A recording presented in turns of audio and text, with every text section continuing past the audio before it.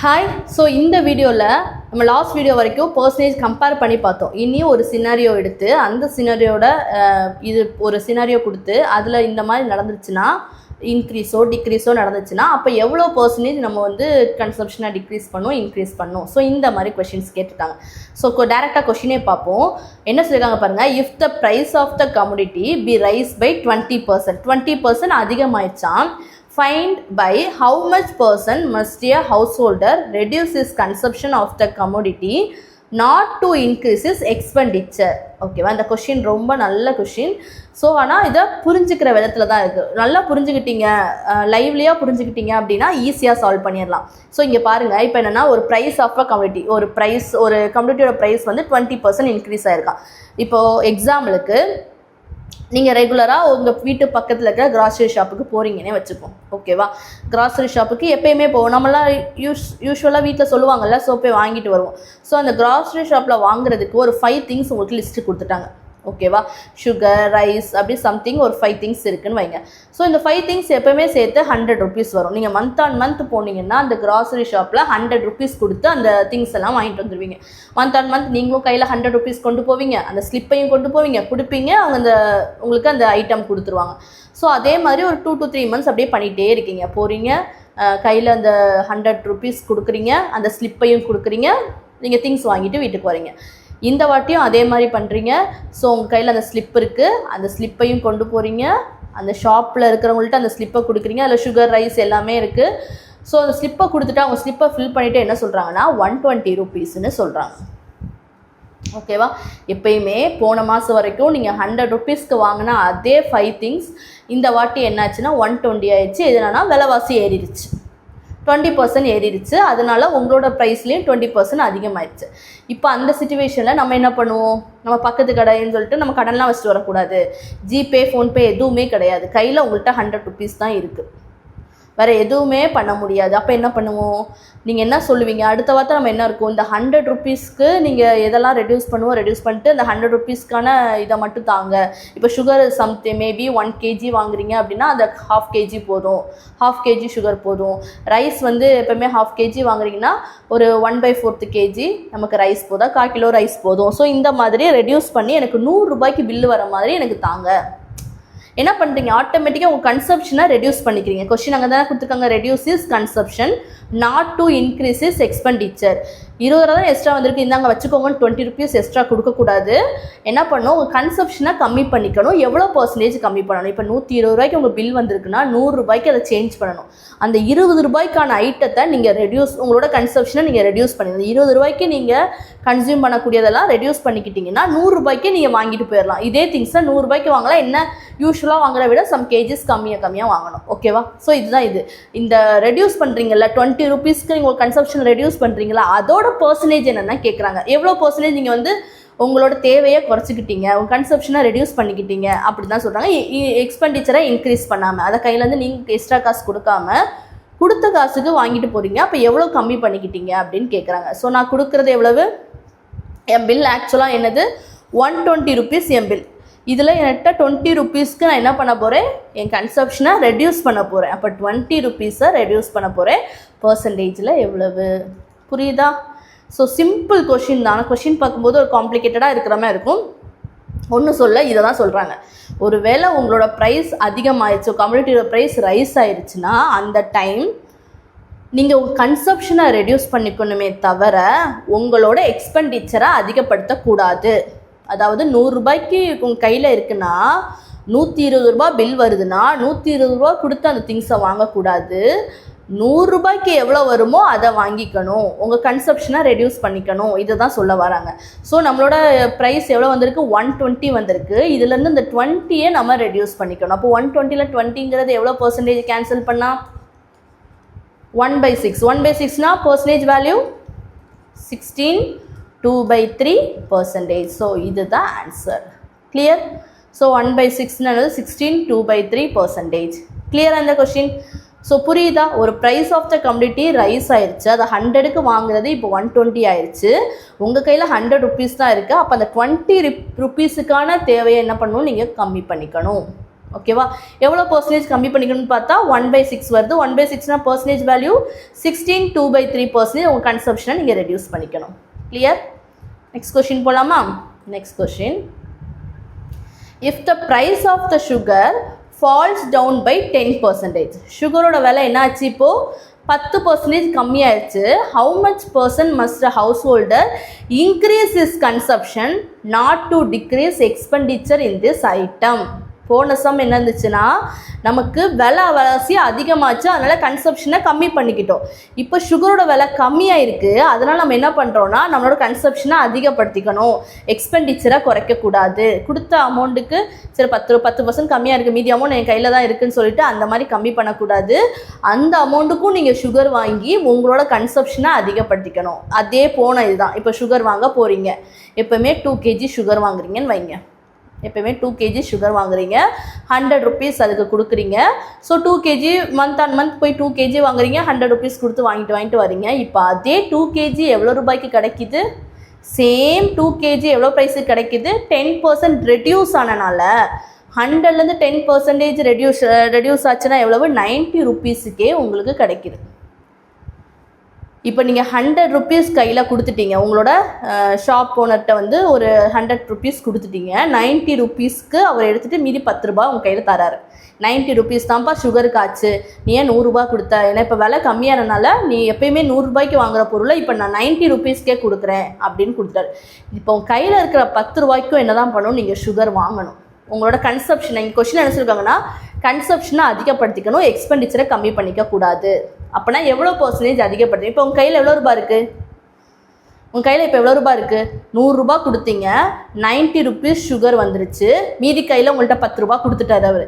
நீங்கள் இப்போ இந்த கையில் இருக்க காசுக்கும் என்ன பண்ணணும்? சுகர் வாங்கணும். அப்போ என்ன பண்ணுவோம்? ஓகே, 90 rupees சுகரோட ப்ரைஸ், இந்த 10 ரூபாய்க்கும் சுகர் வாங்கணும்னா பர்சன்டேஜ் வேல்யூ எவ்வளவு? கிளியர்?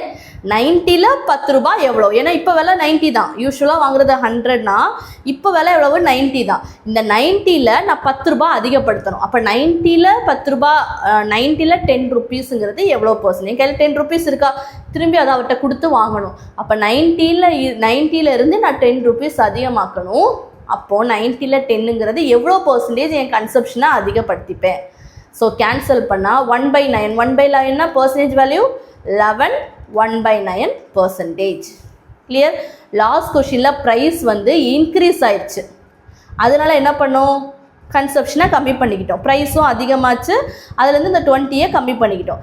இந்த கொஷினில் நமக்கு ப்ரைஸ் வந்து கம்மியாக இருக்குது. அப்போ என்ன பண்ணோம்? கன்சப்ஷனை நம்ம நம்மளோட எடுத்துக்கிற இதை வந்து அதிகமாக்கிட்டோம். 90 rupeesக்கு கிடைக்கிது, இப்போ என் கையில் 10 ரூபாய் இருக்குது, 100 ரூபாய் கொடுத்த எனக்கு அவர் 10 ரூபாய் கையில் கொடுத்துருக்காருன்னா இந்த 10 ரூபாய்க்கும் நான் வாங்கணும். அப்போ 90ல் 10ங்கிறது எவ்வளோ பர்சன்டேஜ்? ஏன்னா இப்போ ஆக்சுவல் ப்ரைஸ் 90 தான், அதுலேருந்து நான் 10 rupeesக்கு வாங்கணும். இப்போ 90 rupees அந்த சுகரோட ப்ரைஸ், அதுலேருந்து இப்போ 10 rupees அதிகமாக நான் வாங்கணும். அப்போ 90ல் 10ங்கிறது எவ்வளோ பர்சன்டேஜ்? இன்ட்டு 100% எவ்வளவுனா கேன்சல் பண்ணால் 1/9. 1/9னா 11, 1/9%. கிளியர்? நெக்ஸ்ட் கொஸ்டின் போகலாமா?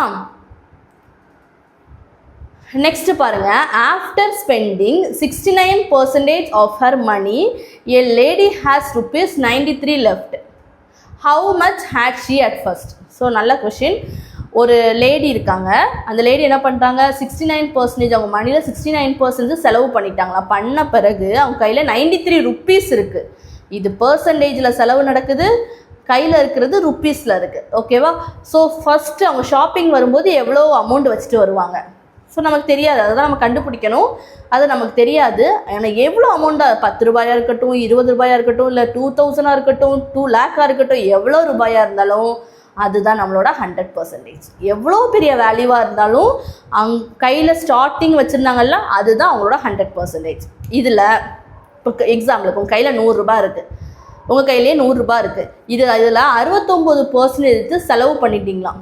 இப்போது 100 ரூபாயில் 69%னா 69 ரூபாய் எடுத்து செலவு பண்ணிட்டீங்க. ரிமைனிங் உங்கள் கையில் என்ன எவ்வளோ இருக்கும்?